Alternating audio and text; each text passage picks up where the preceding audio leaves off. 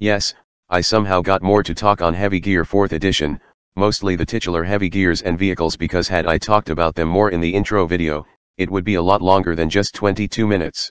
This is gonna be an unorganized as hell video. When I read Heavy Gear 4E, I didn't get my neuron activated, I got my neuron detonated, so much so that I keep looking at the rulebook, wondering how it got exactly what I wanted, and then I just look back at BattleTech and just...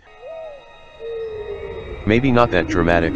BattleTech is still a fun war game made for a lance-to-lance combat of giant robots tearing the shit out of each other. However, it's also 40 years old and becomes as static as its setting, is full of incredibly stupid rules and mechanics, as well as being basically unplayable on a reasonable time scale unless you play it on a computer, or use the Alpha Strike version that unfortunately streamlined the game too much and the units ended up losing their key characteristics. Also, the role-playing books for it are basically unplayable to me, both of them. If I ever want to roleplay as a mercenary company and a logistic officer for said company, I just play Mega Mech. But enough about BattleTech, let's talk about what we are all here for. I will still make some comparisons to BattleTech just to make some points though. Anyway, let's start off with something basic. The Hunter is the oldest and arguably the most common heavy gear on Terra Nova, though those at the south might say otherwise. It's where everything begins, and it works as the perfect yardstick against everything else. It's armed with a light autocannon that can spray a whole lot of bullets, a light rocket pod for heavy armored or concentrated targets, light anti-personnel grenade launcher to discourage infantry from getting too close, light Panzerfaust for extremely close-range anti-armor capability, and a light vibro knife when you have ran out of absolutely all options, and everything is here for a reason. When I look at a mecha media, I always think of a mech's capability not just on its own, but with how it interacts with its environment and setting, and why people use it, and the Hunter, while being the most minimally basic trooper gear possible, is still an extremely capable gear in the setting of heavy gear. Let's just take a look at the light autocannon.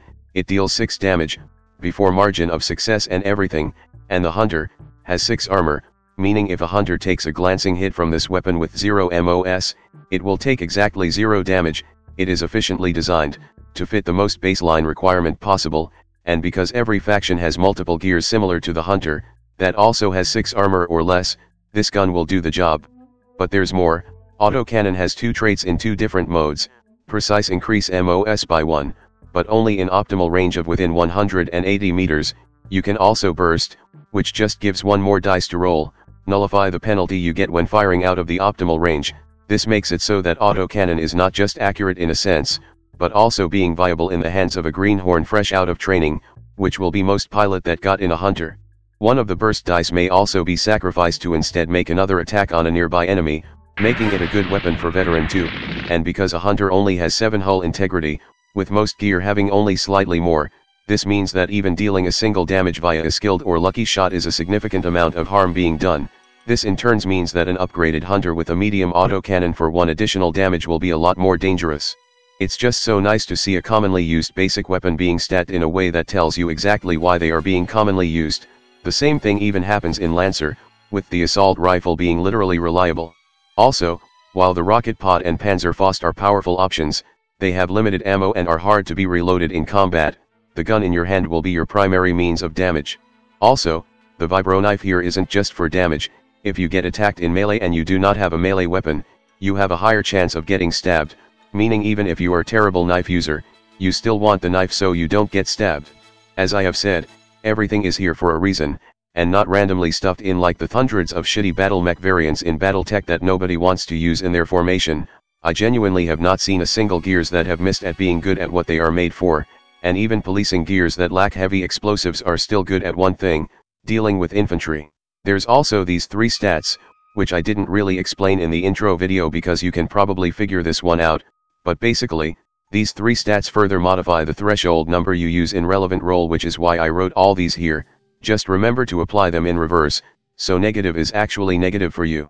This allowed for more variations with the gears, like lightweight gears that can be piloted more easily, gears more specialized in e-warfare, and high-performance gears that are just plain better, so it's not just weapons or equipments that are providing a varied loadouts. However, what this game didn't obviously mention is that having a 0 for gunnery can also be a good thing. If your weapon gets destroyed or you just dropped it for some reason, you can just pick up a gun off a disabled gear and fire it immediately, but due to the weapon being hastily mounted in, the gunnery stat is capped at 0, but to you in the Hunter and many other zero gunnery gears, this doesn't matter at all, thereby letting you salvage weapons off the ground easily and use it for immediate application. This insane reliability of the Hunter, whether in its history or supported by game mechanic, is why it and its southern counterpart, the Jaeger, could not ever get fully replaced by anything else. There's most definitely a better gear, but there isn't one that is as easy to produce and still be minimally viable for frontline combat as it, so of course it spawned many variants, whether as simple weapon and equipment swap, or entirely new designs, like the Armored Hunter, which is a failed design with a field mortar that's quite heavily armored but is also very slow, the Bear Hunter that is not a failed fire support variant of the Hunter, and also has a tow hook to pull idiots out of pit, the Hunter XMG, which is a high-performance variant with powerful melee capability with a chain sword, and the Stripped Hunter is a lightened version which is easier to pilot and also faster, and more. This is also what I really like to see with the gears in heavy gears, having upgrade that isn't just packing more guns, like getting better sensor, communication system, support equipment, enough armor to render it immune to some weapons, and fire control upgrade. Yes, these are things BattleTech have done too, but certainly not to this degree, and if it does, it probably either gives you 7 pages worth of rule, or got banned from existence because Word of Blake used it. This problem manifests because of both the strength and weakness of how combat and construction rule works in BattleTech, due to how combat in BattleTech is basically just fire everything. Anything that isn't utilized towards maximizing the alpha strike is considered as inefficient. Support equipment like Active Probe, ECM, AMS, and others might be added in, but only because they are so light it doesn't matter. And the construction system of BattleTech is such that while it is extremely modular, you are also building off BattleMech off the same framework that has been in use since 40 years ago, and almost every possible variations of a build for a role has been done. New technology were added for new potential build, but considering half of the new tech is usually literally worse than what is already available, it's not helping much. The irony is that while there are literally thousands of BattleMech variants, each with different loadout and speed or whatever, but there's also so many of them that it kinda just homogenized together and I can no longer see new designs as new, it's just revamp of old things. The action system in Heavy Gear 4E is such that you can't just fire all the weapons every turn. This limitation ironically heightens the importance of a gear's weapon by making you pick the one that's the more tactically sound option, and the customization system is such that you can improve upon the stock loadout of a gear rather than trying to change it dramatically, whether with direct combat upgrade or support equipment. This also allows more variations for tactics, which brings me to the combat system of Heavy Gear. There's your generalist gear that's somewhat good at everything, fire support gear with a lot of firepower, the commander gear that might also have better sensor to order people, the recon gear with better sensor to call in long-range indirect fire, maybe mixed in with e-warfare capable gear to jam enemy community and scramble enemy system, and the duelist gear that can go in, stop people on track, and cut or smash them up. The combat system in Heavy Gear really fully respect the survivability onion well. A fire support gear has a lot of firepower, most of which are only capable of being fired indirectly, within the normal sensor range of 18 inches or hexes.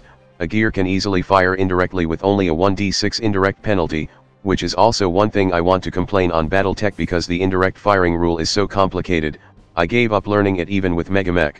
HBS BattleTech, being the great BattleTech game it is, of course fixed this issue by just letting you do it, but the game also makes it so that melee damage isn't a free attack anymore, which means when the Hatchet Man DLC arrives, I just laughed, because they managed to make the Hatchet Man even worse than it already is.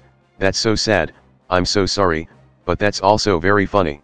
However, beyond its own sensor range, you can't do it, and even firing indirectly with line of sight is gonna be painful, which is where forward observe action comes in, letting other gears to detect enemy through their sensor and send the targeting data back to the fire support gears to fire upon the enemy.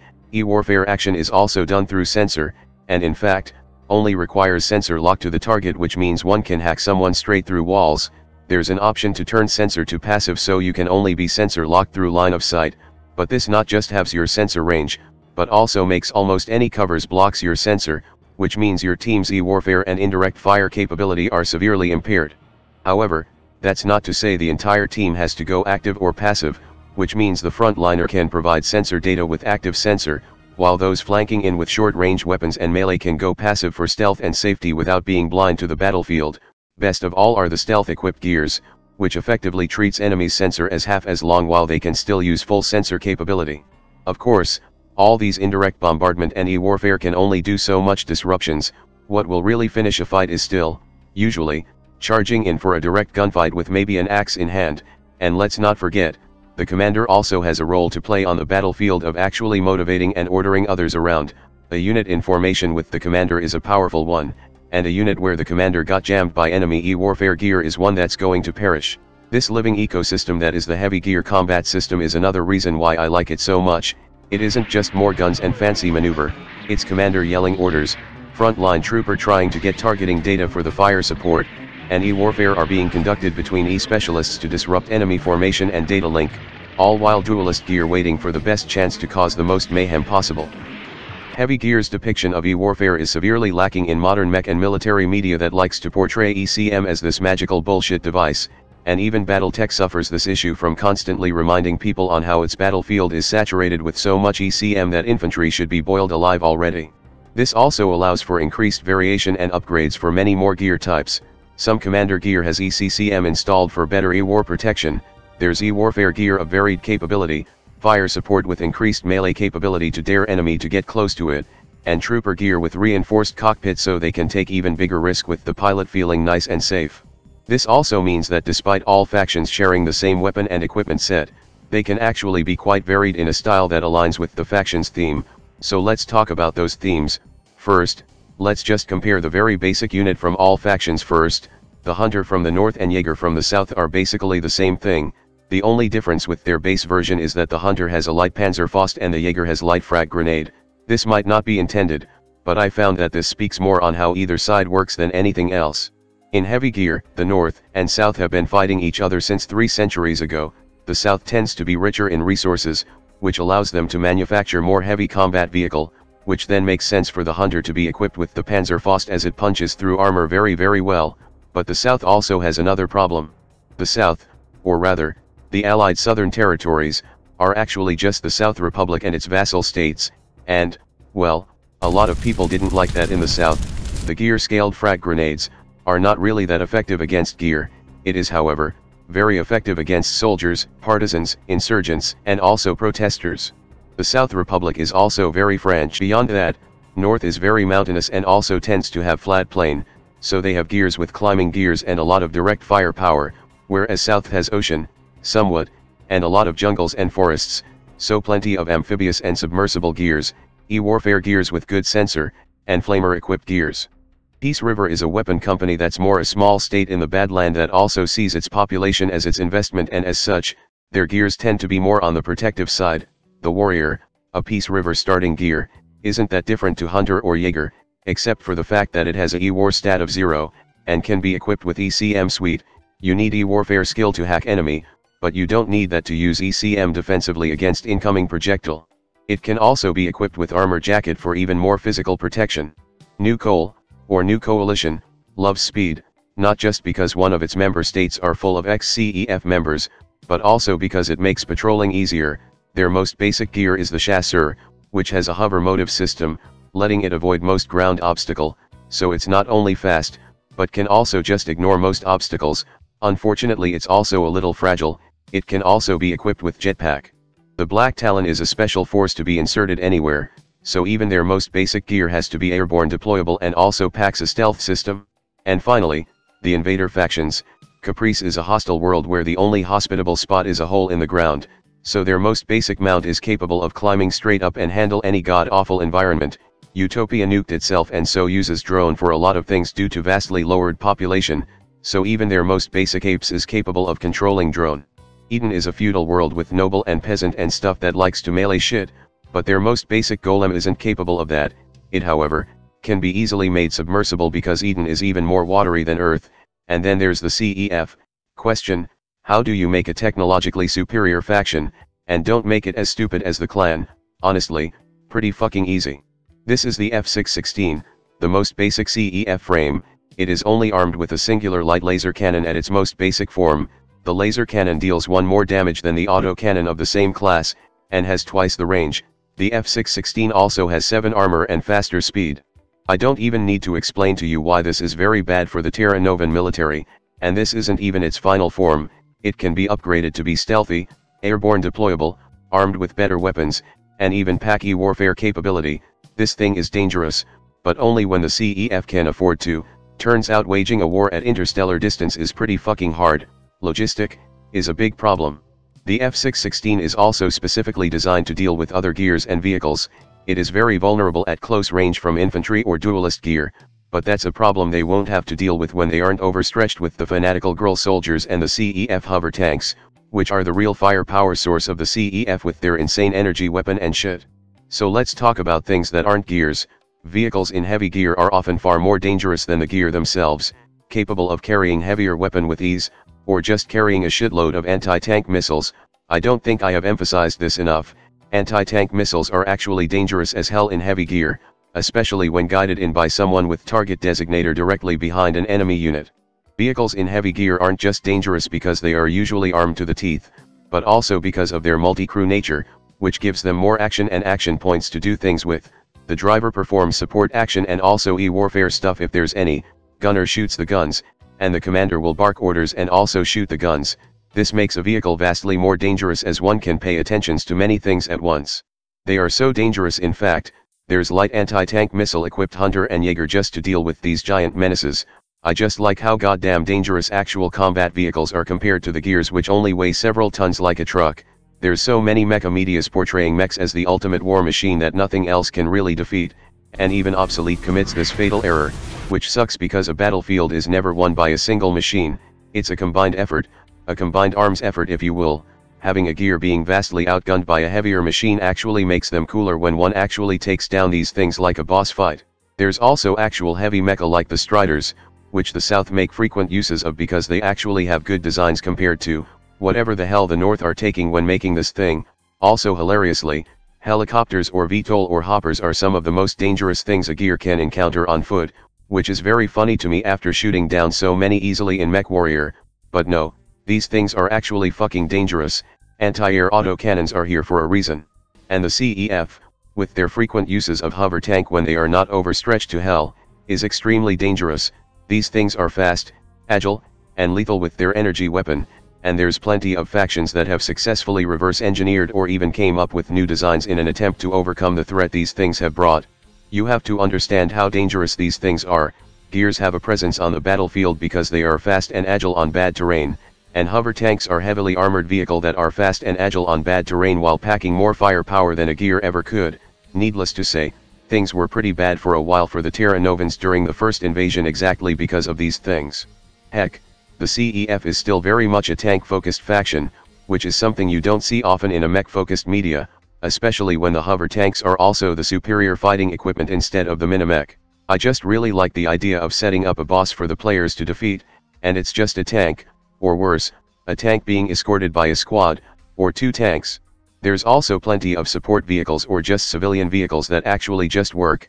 Thanks to gear being a very light vehicle, there's plenty of gear carrier that are basically just giant truck, and I love them. I love big truck, when it is practical to make big truck. Those American commercial shit ass truck that can't carry crap can kiss my ass. These things work as the perfect player home base when traveling to somewhere far, and for commando operation, there's these things, and there are plenty more support vehicles for when you want to play a campaign of 8th MS team. It's really nice to see a mech game where a support vehicle is critically important to a campaign, and not something that just ferry the players around and then you just forget them. So, yeah, heavy gear is pretty cool, it's pretty cool. Anyway, just one more thing, Eden is so insane on meleeing everything that they make VTOL capable gear to punch helicopter, and then make a bigger one, and all it takes to go from cruising at high speed to dropping right behind someone is only a single action. There's no other complicated rules or mechanics. God, I wish land air mech was this easy to use, or get any attention being paid to it at all from CGL. Anyway, that's all for now, and I will see you all next time. Hello there, if you like this video, please subscribe and click that notification bell button. If you want to see the videos early as well as further support my channel, you can join in my Patreon page, or buy me some coffee, links in the description. Anyway, have a nice day.